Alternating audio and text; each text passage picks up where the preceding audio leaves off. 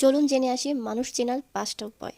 অর্থাৎ এই 5টা লক্ষণ দেখলে বুঝবেন সেই মানুষটা কেমন হতে পারে। নাম্বার 1, যে মানুষ বেশি কথা বলে তার কাজের গতি সবসময় দেখবেন কম। অর্থাৎ যার কথা যত বেশি সে কাজের ক্ষেত্রে ঠিক ততটাই কম দক্ষ। অর্থাৎ কথা যখন বেশি বলে কাজে সে ততটাই পারদর্শী না, দুর্বল।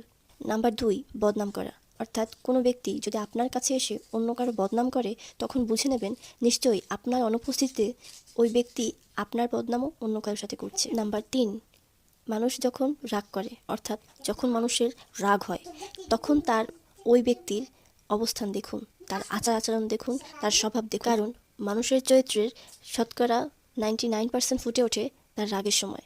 অর্থাৎ যে মানুষটা রাগের সময় তার ব্যবহার যেমন হবে বাস্তবত প্রেক্ষাপটে উনি তেমন। তাই রাগ দেখে মানুষ চিনুন। নাম্বার 4, ক্ষমতাবান ব্যক্তি। অর্থাৎ যখন কোনো মানুষের কাছে ক্ষমতা আসে তখন তার আচরণ দেখুন। কারণ যখন কোনো মানুষ ক্ষমতা পায় তখন তার আসল রূপ ফুটে ওঠে। অর্থাৎ সেই ব্যক্তিটা কেমন সেটা তার আচরণে তখন প্রকাশ পায়। এবং নাম্বার 5, যখন মানুষের টাকা হয়, অর্থাৎ যে মানুষটার নতুন নতুন টাকা হয় তখন তার আচরণ প্রকাশ পায়, তখন তার অবস্থান বোঝা যায়। কারণ নতুন নতুন কোনো জিনিস পাওয়ার ফলে তার একটা চাপ আছে, তার একটা ধাক্কা আছে। অনেকে সেটা সহ্য করতে পারে, অনেকে পারে না। অবশ্যই যারা জন্ম থেকেই স্বভাবত টাকাওয়ালা তাদের বিষয়টা আলাদা, কিন্তু যাদের নতুন নতুন টাকা হয় সেক্ষেত্রে যে এই ধাক্কাটা সহ্য করতে পারে তারও আচরণবিধি লক্ষ্য করুন।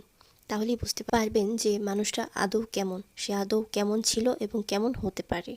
তাই এই 5টা লক্ষণ যে সমস্ত ব্যক্তির ভিতরে দেখবেন অবশ্যই এদের থেকে দূরে থাকুন, এতে করে আপনি ভালো থাকবেন।